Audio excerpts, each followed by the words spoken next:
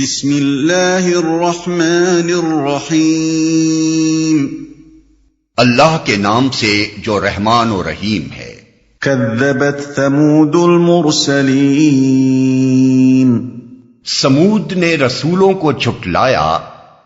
تقابل کے لیے ملاحظہ ہو، الاعراف آیات 73 تا 79، ہود آیت 61 اور 68، الحجر آیت 80 اور 84، بنی اسرائیل آیت 59، اور مزید تفصیلات کے لیے قرآن مجید کے حسب ذیل مقامات بھی پیش نظر رہیں۔ النمل آیت 45 اور 53، الذاریات 43 اور 45، القمر 23 اور 31، الحاقہ 4 اور 5، الفجر 9، الشمس 11۔ اس قوم کے متعلق قرآن مجید میں مختلف مقامات پر جو تصریحات کی گئی ہیں ان سے معلوم ہوتا ہے کہ عاد کے بعد جس قوم کو عروج عطا کیا گیا وہ یہی تھی۔ جعلکم خلفاء من بعد عاد، الاعراف آیت 74۔ مگر اس کی تمدنی ترقی نے بھی بالآخر وہی شکل اختیار کی جو عاد کی ترقی نے کی تھی، یعنی معیار زندگی بلند سے بلندتر اور معیار آدمیت پست سے پستر ہوتا چلا گیا۔ ایک طرف میدانی علاقوں میں عالی شان قصر اور پہاڑوں میں ایلورا اور اجنٹا کے غاروں جیسے مکان بن رہے تھے، دوسری طرف معاشرے میں شرک و بت پرستی کا زور تھا اور زمین ظلم و ستم سے لبریز ہو رہی تھی۔ قوم کے بدترین مفسد لوگ اس کے لیڈر بنے ہوئے تھے، اونچے طبقے اپنی بڑائی کے گھمنڈ میں سرشار تھے۔ حضرت صالح علیہ السلام کی دعوت حق نے اگر اپیل کیا تو نچلے طبقے کے کمزور لوگوں کو کیا، اونچے طبقوں نے اسے ماننے سے صرف اس لیے انکار کر دیا کہ انا بالذی آمنتم بہ کافرون، یعنی جس چیز پر تم ایمان لائے ہو اس کو ہم نہیں مان سکتے۔ اذ قال لهم اخوهم صالح الا تتقون انی لکم رسول امین فاتقوا اللہ واطیعون۔ یاد کرو جب ان کے بھائی صالح نے ان سے کہا، کیا تم ڈرتے نہیں؟ میں تمہارے لیے ایک امانت دار رسول ہوں، لہذا تم اللہ سے ڈرو اور میری اطاعت کرو۔ ایک امانت دار رسول ہوں۔ حضرت صالح علیہ السلام کی امانت و دیانت اور غیر معمولی قابلیت کی شہادت خود اس قوم کے لوگوں کی زبان سے قرآن مجید ان الفاظ میں نقل کرتا ہے۔ قالوا یا صالح قد كنت فینا مرجوا قبل هذا، سورہ ہود آیت 62۔ یعنی انہوں نے کہا کہ اے صالح، اس سے پہلے تو تم ہمارے درمیان ایسے آدمی تھے جس سے ہماری بڑی امیدیں وابستہ تھیں۔ وما اسألكم عليه من اجر ان اجري الا على رب العالمين، میں اس کام پر تم سے کسی اجر کا طالب نہیں ہوں، میرا اجر تو رب العالمین کے ذمے ہے۔ اتتركون فيما هاهنا آمنين في جنات وعيون وزروع ونخل طلعها هضيم۔ کیا تم ان سب چیزوں کے درمیان جو یہاں ہیں بس یوں ہی اطمینان سے رہنے دیے جاؤ گے؟ ان باغوں اور چشموں میں، ان کھیتوں اور نخلستانوں میں جن کے خوشے رس بھرے ہیں، اطمینان سے رہنے دیے جاؤ گے؟ یعنی کیا تمہارا خیال یہ ہے کہ تمہارا یہ عیش دائمی اور ابدی ہے؟ کیا اس کو کبھی زوال آنا نہیں ہے؟ کیا تم سے کبھی ان نعمتوں کا حساب نہ لیا جائے گا اور کبھی ان اعمال کی باس پرس نہ ہوگی جن کا تم ارتکاب کر رہے ہو؟ جن کے خوشے رس بھرے ہیں۔ اصل میں لفظ حظیم استعمال ہوا ہے، جس سے مراد کھجور کے ایسے خوشے ہیں جو پھلوں سے لد کر جھک گئے ہوں اور جن کے پھل پکنے کے بعد نرمی اور رطوبت کی وجہ سے پھٹے پڑتے ہوں۔ وَتَنْحِتُونَ مِنَ الْجِبَالِ بُيُوتًا فَارِهِينَ فَاتَّقُوا اللَّهَ وَأَطِيعُونَ۔ تم پہاڑ کھود کھود کر فخریہ ان میں عمارتیں بناتے ہو، اللہ سے ڈرو اور میری اطاعت کرو۔ ان میں عمارتیں بناتے ہو۔ جس طرح عاد کے تمدن کی نمایاں ترین خصوصیت یہ تھی کہ وہ اونچے اونچے ستونوں والی عمارتیں بناتے تھے، اسی طرح سمود کے تمدن کی سب سے زیادہ نمایاں خصوصیت جس کی بنا پر وہ قدیم زمانے کی قوموں میں مشہور تھے یہ تھی کہ وہ پہاڑوں کو تراش تراش کر ان کے اندر عمارتیں بناتے تھے۔ چنانچہ سورہ فجر میں جس طرح عاد کو ذات العماد یعنی ستونوں والے کا لقب دیا گیا ہے، اسی طرح سمود کا ذکر اس حوالے سے کیا گیا ہے کہ الذین جابوا الصخر بالواد، یعنی وہ جنہوں نے وادی میں چٹانیں تراشی ہیں۔ اس کے علاوہ قرآن میں یہ بھی بتایا گیا ہے کہ وہ اپنے ہاں میدانی علاقوں میں بھی بڑے بڑے قصر تعمیر کرتے تھے۔ تتخذون من سہولها قصورا، سورہ الاعراف آیت 74۔ اور ان تعمیرات کی غرض و غایت کیا تھی؟ قرآن اس پر لفظ فارحینہ سے روشنی ڈالتا ہے، یعنی یہ سب کچھ اپنی بڑائی، اپنی دولت و قوت اور اپنے کمالات فن کی نمائش کے لیے تھا، کوئی حقیقی ضرورت ان کے لیے داعی نہ تھی۔ ایک بگڑے ہوئے تمدن کی شان یہی ہوتی ہے، ایک طرف معاشرے کے غریب لوگ سر چھپانے تک کو ڈھنگ کی جگہ نہیں پاتے، دوسری طرف عمراء اور اہل ثروت رہنے کے لیے جب ضرورت سے زیادہ محل بنا چکتے ہیں تو بلا ضرورت نمائشی یادگاریں تعمیر کرنے لگتے ہیں۔ سمود کی ان عمارتوں میں سے کچھ اب بھی باقی ہیں جنہیں 1959 کے دسمبر میں نے خود دیکھا ہے۔ یہ جگہ مدینہ طیبہ اور تبوک کے درمیان حجاز کے مشہور مقام العلا، جسے عہد نبوی میں وادی القرا کہا جاتا تھا، سے چند میل کے فاصلے پر بجانب شمال واقع ہے۔ آج بھی اس جگہ کو مقامی باشندے الحجر اور مدائن صالح کے ناموں ہی سے یاد کرتے ہیں۔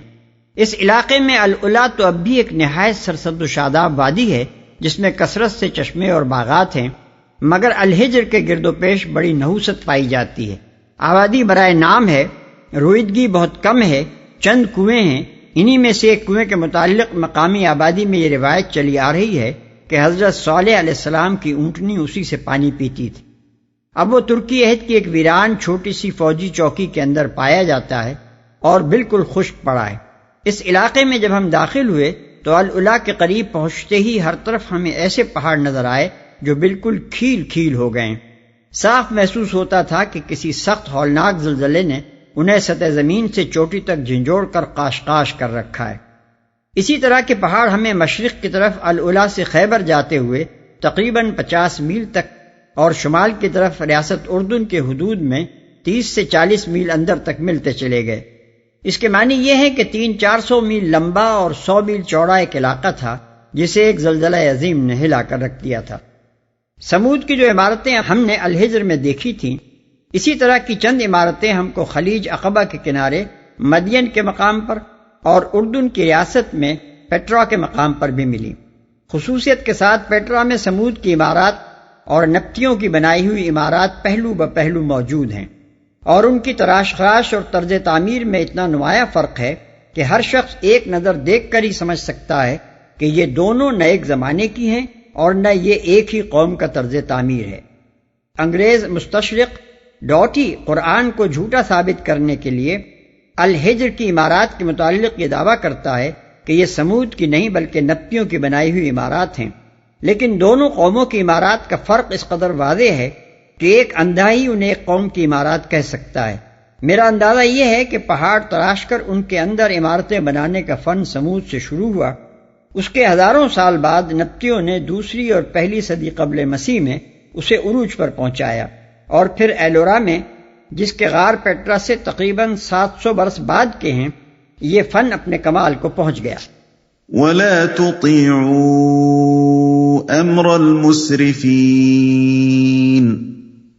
الَّذِينَ يُفْسِدُونَ فِي الْأَرْضِ وَلَا يُصْلِحُونَ، ان بے لگام لوگوں کی اطاعت نہ کرو جو زمین میں فساد برپا کرتے ہیں اور کوئی اصلاح نہیں کرتے۔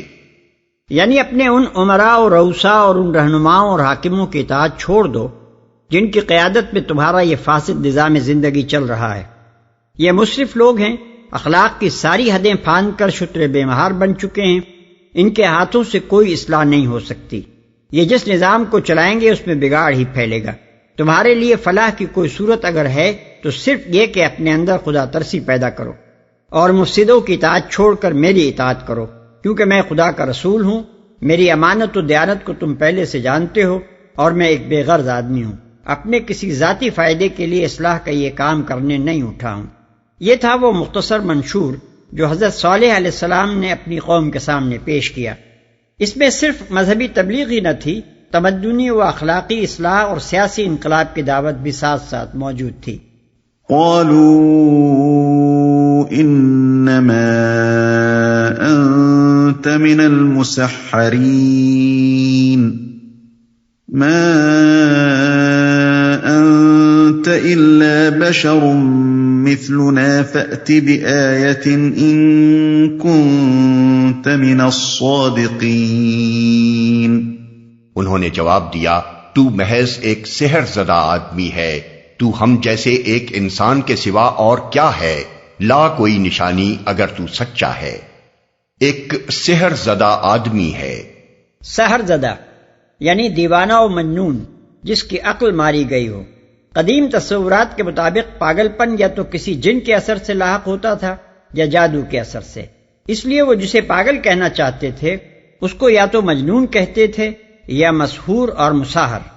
لا کوئی نشانی اگر تو سچا ہے، یعنی بظاہر تو ہم میں اور تجھ میں کوئی فرق نظر نہیں آتا کہ ہم تجھے خدا کا فرستادہ مان لیں، لیکن اگر تو اپنے مامور من اللہ اور مرسل من جانب اللہ ہونے کے دعوے میں سچا ہے تو کوئی ایسا محسوس معجزہ پیش کر جس سے ہمیں یقین آ جائے کہ واقعی کائنات کے خالق اور زمین و آسمان کے مالک نے تجھ کو ہمارے پاس بھیجا ہے۔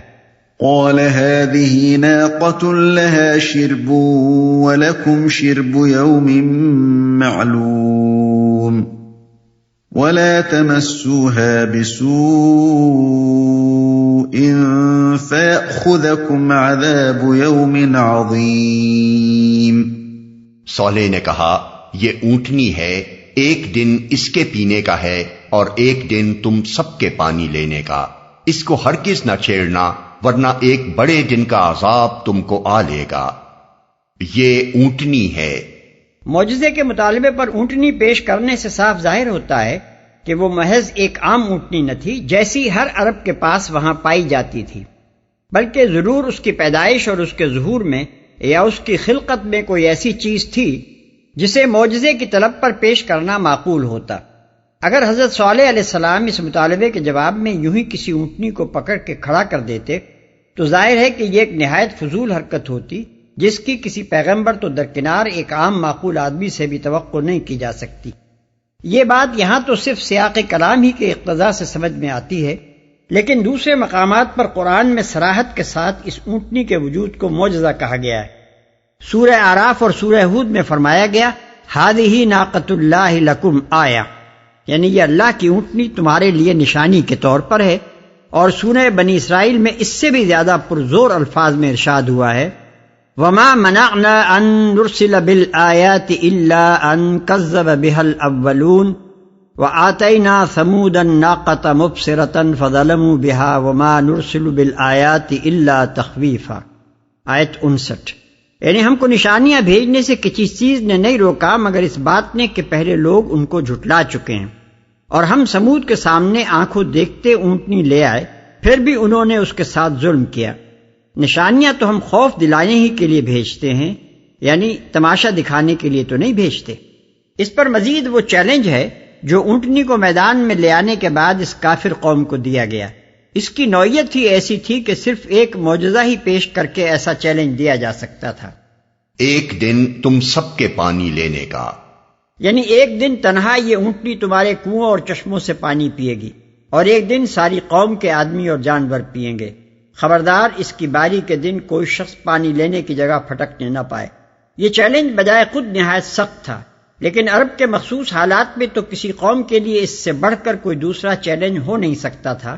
وہاں تو پانی ہی کے مسئلے پر خون خرابے ہو جاتے تھے، قبیلہ قبیلے سے لڑ جاتا تھا، اور جان جوکھوں کی بازی لگا کر کسی کنویں یا چشمے سے پانی لینے کا حق حاصل کیا جاتا تھا۔ اس سرزمین میں کسی شخص کا اٹھ کر یہ کہہ دینا کہ ایک دن میری اکیلی اونٹنی پانی پیے گی اور باقی ساری قوم کے آدمی اور جانور صرف دوسرے دن ہی پانی لے سکیں گے، یہ معنی رکھتا تھا کہ وہ دراصل پوری قوم کو لڑائی کا چیلنج دے رہا ہے۔ ایک زبردست لشکر کے بغیر کوئی آدمی عرب میں یہ بات زبان سے نہ نکال سکتا تھا، اور کوئی قوم یہ بات اس وقت تک نہ سن سکتی تھی جب تک وہ اپنی آنکھوں سے یہ نہ دیکھ رہی ہو کہ چیلنج دینے والے کی پشت پر اتنے شمشیر زن اور تیر انداز موجود ہیں جو مقابلے پر اٹھنے والوں کو کچل کر رکھ دیں گے۔ لیکن حضرت صالح علیہ السلام نے بغیر کسی لاؤ لشکر کے تنہا اٹھ کر یہ چیلنج اپنی قوم کو دیا، اور قوم نے نہ صرف یہ کہ اس کو کان لٹکا کر سنا، بلکہ بہت دنوں تک ڈر کے مارے وہ اس کی تعمیل بھی کرتی رہی۔ سورہ اعراف اور سورہ ہود میں اس پر اتنا اضافہ اور ہے کہ ارشاد ہوتا ہے کہ هذه ناقۃ اللہ لکم آیۃ فذروها تأکل فی ارض اللہ ولا تمسوها بسوء، یعنی یہ اللہ کی اونٹنی تمہارے لیے نشانی کے طور پر ہے، چھوڑ دو اسے کہ خدا کی زمین میں چرتی پھرے، ہرگز اسے برے ارادے سے نہ چھونا۔ یعنی چیلنج صرف اتنا ہی نہ تھا کہ ہر دوسرے روز اکیلی یہ اونٹنی دن بھر سارے علاقے کے پانی کی اجارہ دار رہے گی، بلکہ اس پر مزید یہ چیلنج بھی تھا کہ یہ تمہارے کھیتوں اور باغوں اور نخلستانوں اور چراگاہوں میں دندناتی پھرے گی، جہاں چاہے گی جائے گی، جو کچھ چاہے گی کھائے گی، خبردار جو کسی نے اسے چھیڑا۔ فعقروها فأصبحوا نادمين فأخذهم العذاب إن في ذلك لآية وما كان أكثرهم مؤمنين وإن ربك لهو العزيز الرحيم۔ مگر انہوں نے اس کی کوچیں کاٹ دیں اور آخرکار پچھتاتے رہ گئے، عذاب نے انہیں آ لیا۔ یقیناً اس میں ایک نشانی ہے، مگر ان میں سے اکثر ماننے والے نہیں، اور حقیقت یہ ہے کہ تیرا رب زبردست بھی ہے اور رحیم بھی۔ کوچیں کاٹ دیں، یہ مطلب نہیں ہے کہ جس وقت انہوں نے حضرت صالح علیہ السلام سے یہ چیلنج سنا اسی وقت وہ اونٹنی پر پل پڑے اور اس کی کوچیں کاٹ ڈالی، بلکہ کافی مدت تک یہ اونٹنی ساری قوم کے لیے ایک مسئلہ بنی رہی۔ لوگ اس پر دلوں میں اونٹتے رہے، مشورے ہوتے رہے، اور آخر کار ایک من چلے سردار نے اس کام کا بیڑا اٹھایا کہ وہ قوم کو اس بلا سے نجات دلائے گا۔ سورہ شمس میں اس شخص کا ذکر ان الفاظ میں کیا گیا ہے، اذ انبعث اشقاها، یعنی جبکہ اٹھا اس قوم کا سب سے زیادہ شقی آدمی۔ اور سورہ قمر میں فرمایا گیا ہے فنادوا صاحبهم فتعاطى فعقر، یعنی انہوں نے اپنے رفیق سے اپیل کی، آخر کار وہ یہ کام اپنے ذمے لے کر اٹھا اور اس نے کوچیں کاٹ ڈالی۔ عذاب نے انہیں آ لیا۔ قرآن میں دوسرے مقامات پر اس عذاب کی جو تفصیل بیان ہوئی ہے وہ یہ ہے کہ جب اونٹنی مار ڈالی گئی تو حضرت صالح علیہ السلام نے اعلان کیا تمتعوا فی دارکم ثلاثۃ ایام، یعنی 3 دن اپنے گھروں میں مزے کر لو۔ ہود آیت 65۔ اس نوٹس کی مدت ختم ہونے پر رات کے پچھلے پہر صبح کے قریب ایک زبردست دھماکہ ہوا اور اس کے ساتھ ایسا سخت زلزلہ آیا جس نے آن کی آن میں پوری قوم کو تباہ کر کے رکھ دیا۔ صبح ہوئی تو ہر طرف اس طرح کچلی ہوئی لاشیں پڑی تھیں جیسے باڑے کی باڑھ میں لگی ہوئی سوکھی جھاڑیاں جانوروں کی آمد و رفت سے پامال ہو کر رہ گئی ہوں۔ نہ ان کے سنگین قصر انہیں اس آفت سے بچا سکے، نہ پہاڑوں میں کھودے ہوئے غار۔ چنانچہ ارشاد ہوتا ہے انا ارسلنا علیہم صیحۃ واحدۃ فکانوا کحشیم المحتضر، سورہ قمر آیت 31۔ اور مزید ارشاد ہوتا ہے فاخذتهم الرجفۃ فاصبحوا فی دارہم جاثمین، سورہ اعراف آیت 78۔ مزید ارشاد ہوتا ہے فاخذتهم الصیحۃ مصبحین فما اغنى عنهم ما كانوا یکسبون، سورہ حجر آیات 83 اور 84۔ كذبت قوم لوط المرسلین، لوط کی قوم نے رسولوں کو جھٹلایا۔ تقابل کے لیے ملاحظہ ہو الاعراف آیات 80 تا 84، ہود 74 تا 83، الحجر 57 تا 77، الانبیاء 71 تا 75، النمل 54 تا 58، العنکبوت 28 اور 35، الصافات 133 تا 138، القمر 33 تا 39۔ اذ قال لهم اخوهم لوط الا تتقون انی لکم رسول امین فاتقوا اللہ واطیعون۔ یاد کرو جبکہ ان کے بھائی لوط نے ان سے کہا تھا کیا تم ڈرتے نہیں، میں تمہارے لیے ایک امانت دار رسول ہوں، لہذا تم اللہ سے ڈرو اور میری اطاعت کرو۔ وما اسألكم عليه من اجر ان اجري الا على رب العالمين۔ میں اس کام پر تم سے کسی اجر کا طالب نہیں ہوں، میرا اجر تو رب العالمین کے ذمے ہے۔ اتأتون الذکران من العالمین وتذرون ما خلق لكم ربكم من ازواجكم بل انتم قوم عادون۔ کیا تم دنیا کی مخلوق میں سے مردوں کے پاس جاتے ہو اور تمہاری بیویوں میں تمہارے رب نے تمہارے لیے جو کچھ پیدا کیا ہے اسے چھوڑ دیتے ہو؟ بلکہ تم لوگ تو حد سے ہی گزر گئے ہو۔ مردوں کے پاس جاتے ہو، اس کے دو مطلب ہو سکتے ہیں۔ ایک یہ کہ ساری مخلوق میں سے صرف مردوں کو تم نے اس غرض کے لیے چھانٹ لیا ہے کہ ان سے خواہش نفس پوری کرو، حالانکہ دنیا میں بکثرت عورتیں موجود ہیں۔ دوسرا مطلب یہ ہے کہ دنیا بھر میں ایک تم ہی ایسے لوگ ہو جو شہوت رانی کے لیے مردوں کے پاس جاتے ہو، ورنہ انسانوں میں کوئی دوسری قوم ایسی نہیں ہے، بلکہ حیوانات میں سے بھی کوئی جانور یہ کام نہیں کرتا۔ اس دوسرے مفہوم کی صراحت سورہ اعراف اور سورہ عنکبوت میں یوں کی گئی ہے، اتأتون الفاحشۃ ما سبقکم بہا من احد من العالمین، یعنی کیا تم وہ بے حیائی کا کام کرتے ہو جو دنیا کی مخلوق میں سے کسی نے تم سے پہلے نہیں کیا۔ اسے چھوڑ دیتے ہو، اس کے بھی دو مطلب ہو سکتے ہیں۔ ایک یہ کہ اس خواہش کو پورا کرنے کے لیے جو بیویاں خدا نے پیدا کی تھیں انہیں چھوڑ کر تم غیر فطری ذریعے یعنی مردوں کو اس غرض کے لیے استعمال کرتے ہو۔ دوسرا مطلب یہ بھی ہو سکتا ہے کہ خود ان بیویوں کے اندر خدا نے اس خواہش کی تکمیل کا جو فطری راستہ رکھا تھا اسے چھوڑ کر تم غیر فطری راستہ اختیار کرتے ہو۔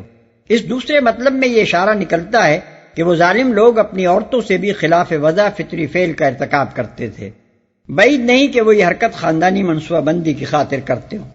حد سے ہی گزر گئے ہو، یعنی تمہارا صرف یہی ایک جرم نہیں ہے، تمہاری زندگی کا تو سارا ہنجار ہی حد سے زیادہ بگڑ چکا ہے۔ قرآن مجید میں دوسرے مقامات پر ان کے اس عام بگاڑ کی کیفیت اس طرح بیان کی گئی ہے، اتأتون الفاحشۃ وانتم تبصرون، سورہ نمل آیت 54، یعنی کیا تمہارا یہ حال ہو گیا ہے کہ کھلم کھلا دیکھنے والوں کی نگاہوں کے سامنے فحش کام کرتے ہو۔ مزید ارشاد ہوتا ہے اَإِنَّكُمْ لَتَأْتُونَ الرِّجَالَ وَتَقْطَعُونَ السَّبِيلَ وَتَأْتُونَ فِي نَادِيكُمُ الْمُنْكَرَ، سورہ عنکبوت آیت 29۔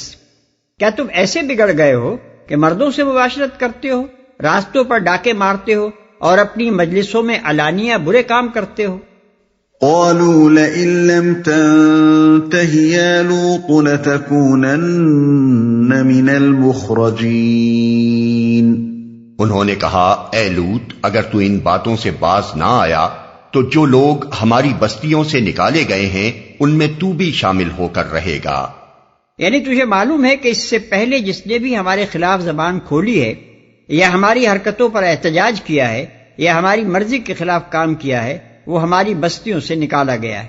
اب اگر تو یہ باتیں کرے گا تو تیرا حشر بھی ایسا ہی ہوگا۔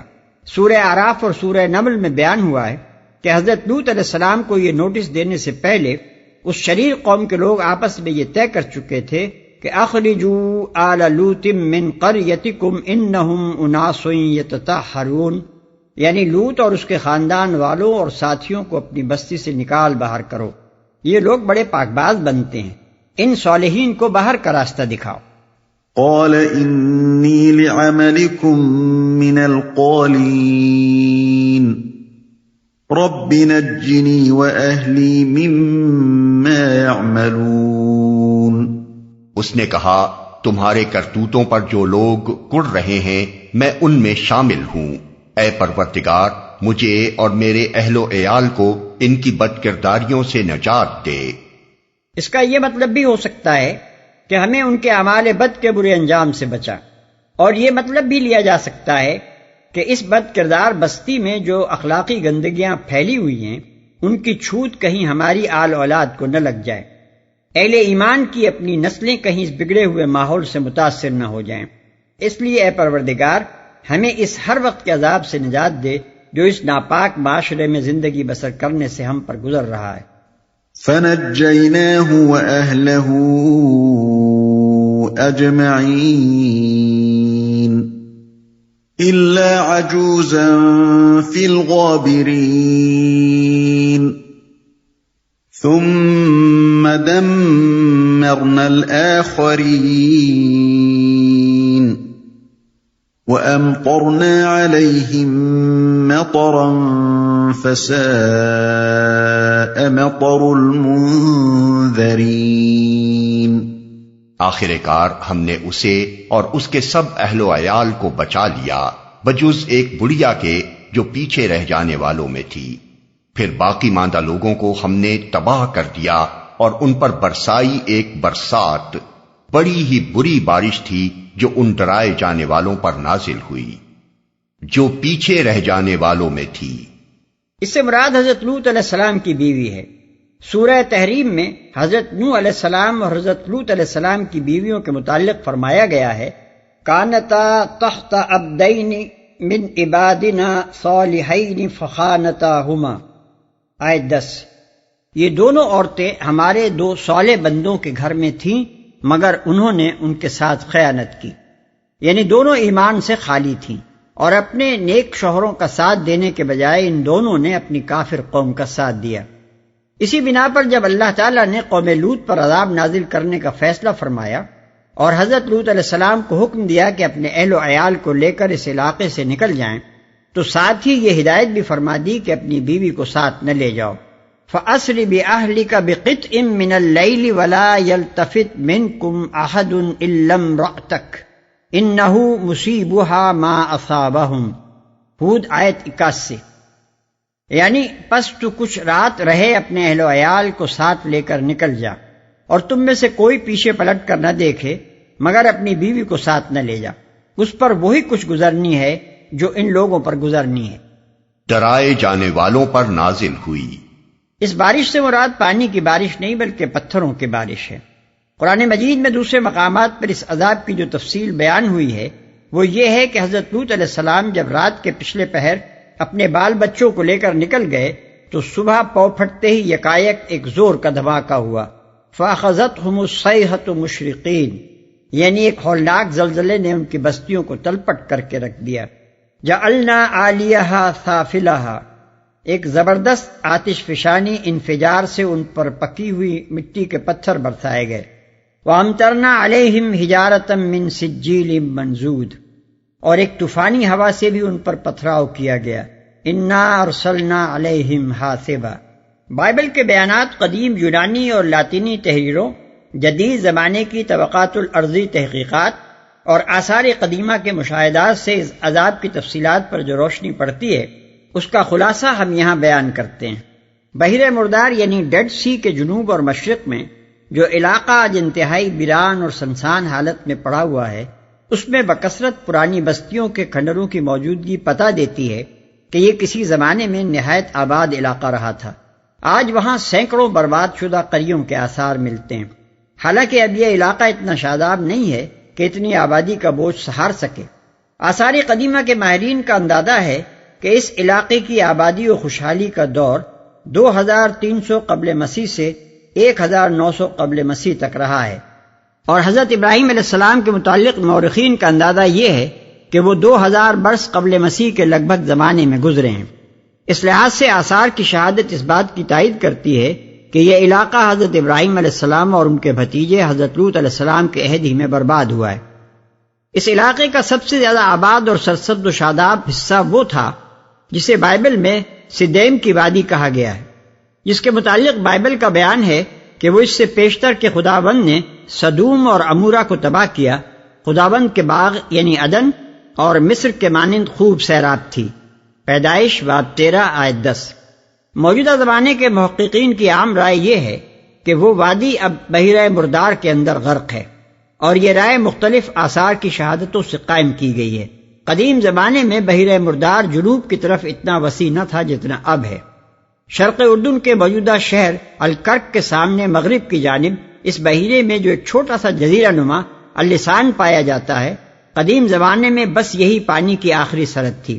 اس کے نیچے کا حصہ جہاں پانی پھیل گیا ہے پہلے ایک سرسبز وادی کی شکل میں آباد تھا، اور یہی وہ وادی سدیم تھی جس میں قوم لوط کے بڑے بڑے شہر سدوم، عمورہ، ادما، زبوئم اور زغر واقع تھے۔ 2000 برس قبل مسیح کے لگ بھگ زمانے میں ایک زبردست زلزلے کی وجہ سے یہ وادی پھٹ کر دب گئی اور بحیرہ مردار کا پانی اس کے اوپر چھا گیا۔ آج بھی یہ بحیرے کا سب سے زیادہ اتھلا حصہ ہے، مگر رومی عہد میں یہ اتنا اتھلا تھا کہ لوگ اللسان سے مغربی ساحل تک چل کر پانی میں سے گزر جاتے تھے۔ اس وقت تک جنوبی ساحل کے ساتھ ساتھ پانی میں ڈوبے ہوئے جنگلات صاف نظر آتے ہیں، بلکہ یہ شبہ بھی کیا جاتا ہے کہ پانی میں کچھ عمارات ڈوبی ہوئی ہیں۔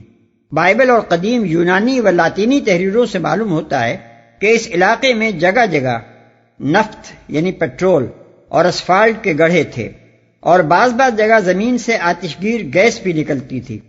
اب بھی وہاں زیر زمین پیٹرول اور گیسوں کا پتہ چلتا ہے۔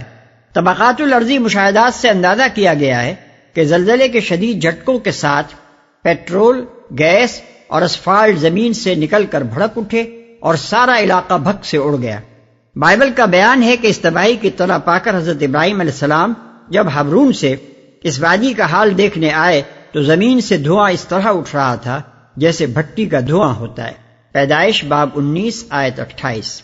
ان فی ذلک لآیۃ وما کان اکثرهم مؤمنین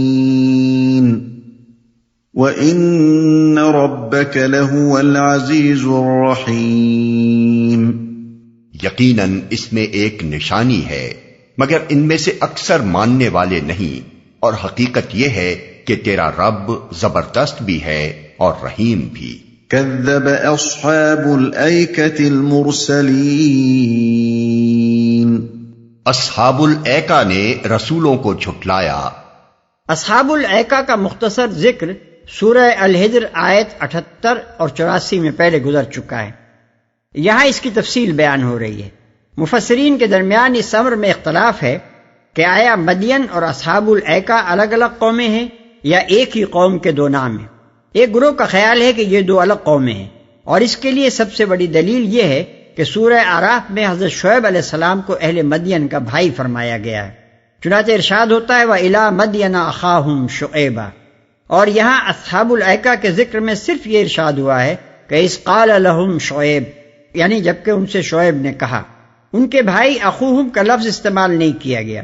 اس کے برعکس بعض مفسرین دونوں کو ایک ہی قوم قرار دیتے ہیں، کیونکہ سورہ اعراف اور سورہ ہود میں جو امراض اور اوصاف اصحاب مدین کے بیان ہوئے ہیں وہی یہاں اصحاب الایکہ کے بیان ہو رہے ہیں۔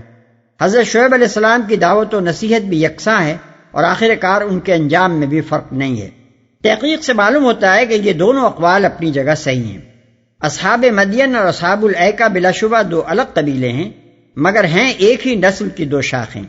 حضرت ابراہیم علیہ السلام کی جو اولاد ان کی بیوی یا کنیز قطورہ کے بطن سے تھی، وہ عرب اور اسرائیل کی تاریخ میں بنی قطورہ کے نام سے معروف ہے۔ ان میں سے ایک قبیلہ جو سب سے زیادہ مشہور ہوا مدیان بن ابراہیم کی نسبت سے مدیانی یا اصحاب مدین کہلایا، اور اس کی آبادی شمالی حجاز سے فلسطین کے جنوب تک اور وہاں سے جزیرہ نما سینا کے آخری گوشے تک بحر قلزم اور خلیج عقبہ کے سواحل پر پھیل گئی۔ اس کا صدر مقام شہر مدین تھا، جس کی جائے وقوع ابو الفدا نے خلیج عقبہ کے مغربی کنارے ایلا یعنی موجودہ عقبہ سے 5 دن کی راہ پر بتائی ہے۔ باقی بنی قطورہ جن میں بنی دیدان یعنی دیدانائٹس نسبتاً زیادہ مشہور ہیں، شمالی عرب میں تیما اور تبوک اور العلا کے درمیان آباد ہوئے، اور ان کا صدر مقام تبوک تھا، جسے قدیم زمانے میں ایکا کہتے تھے۔ یاقوت نے موجم البلدان میں لفظ ایکا کے تحت بتایا ہے کہ یہ تبوک کا پرانا نام ہے، اور اہل تبوک میں عام طور پر یہ بات مشہور ہے کہ یہی جگہ کسی زمانے میں ایکا تھی۔ اصحاب مدین اور اصحاب الایکہ کے لیے ایک ہی پیغمبر مبعوث کیے جانے کی وجہ غالباً یہ تھی کہ دونوں ایک ہی نسل سے تعلق رکھتے تھے، ایک ہی زبان بولتے تھے، اور ان کے علاقے بھی بالکل ایک دوسرے سے متصل تھے۔ بلکہ بعید نہیں کہ بعض علاقوں میں یہ ساتھ ساتھ آباد ہوں اور آپس کے شادی بیاہ سے ان کا معاشرہ بھی باہم گھل مل گیا ہو۔ اس کے علاوہ بنی قطورہ کی دونوں شاخوں کا پیشہ بھی تجارت تھا، اور دونوں میں ایک ہی طرح کی تجارتی بے ایمانیاں اور مذہبی و اخلاقی بیماریاں پائی جاتی تھیں۔ بائبل کی ابتدائی کتابوں میں جگہ جگہ یہ ذکر ملتا ہے کہ یہ لوگ بعل فغور کی پرستش کرتے تھے۔ اور بنی اسرائیل جب مصر سے نکل کر ان کے علاقے میں آئے تو ان کے اندر بھی انہوں نے شرک اور زناکاری کی وبا پھیلا دی۔ گنتی باب 25 آیت 1 اور 5، باب 31 آیت 16 اور 17۔ پھر یہ لوگ بین الاقوامی تجارت کی ان 2 بڑی شاہراہوں پر آباد تھے جو یمن سے شام اور خلیج فارس سے مصر کی طرف جاتی تھیں۔ ان شاہراہوں پر واقع ہونے کی وجہ سے انہوں نے بڑے پیمانے پر رہزنی کا سلسلہ چلا رکھا تھا۔ دوسری قوموں کے تجارتی قافلوں کو بھاری خراج لیے بغیر نہ گزرنے دیتے تھے، اور بین الاقوامی تجارت پر خود قابض رہنے کی خاطر انہوں نے راستوں کا امن خطرے میں ڈال رکھا تھا۔ قرآن مجید میں ان کی اس پوزیشن کو یوں بیان کیا گیا ہے، انہما لبامام مبین، یعنی یہ دونوں قوم لوط اور اصحاب الایکہ کھلی شاہراہ پر آباد تھے۔ اور ان کی رہزنی کا ذکر سورہ اعراف میں اس طرح کیا گیا ہے، وَلَا تَقْعُدُوا بِكُلِّ صِرَاطٍ تُوعِدُونَ، اور ہر راستے پر لوگوں کو ڈرانے نہ بیٹھو۔ یہی اسباب تھے جن کی بنا پر اللہ تعالیٰ نے ان دونوں قبیلوں کے لیے ایک ہی پیغمبر بھیجا اور ان کو ایک ہی طرح کی تعلیم دی۔ حضرت شعیب علیہ السلام اور اہل مدین کے قصے کی تفصیلات کے لیے ملاحظہ ہو الاعراف آیات 85 اور 93، ہود 84 اور 95، العنکبوت 36 اور 37۔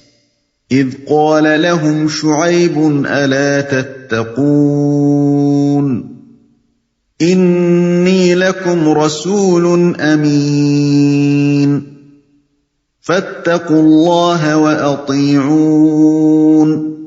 یاد کرو جبکہ شعیب نے ان سے کہا تھا، کیا تم ڈرتے نہیں؟ میں تمہارے لیے ایک امانت دار رسول ہوں، لہذا تم اللہ سے ڈرو اور میری اطاعت کرو۔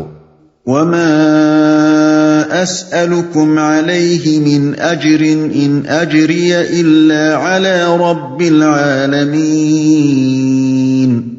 میں اس کام پر تم سے کسی اجر کا طالب نہیں ہوں، میرا اجر تو رب العالمین کے ذمے ہے۔ أوفوا الكيل ولا تكونوا من المخسرين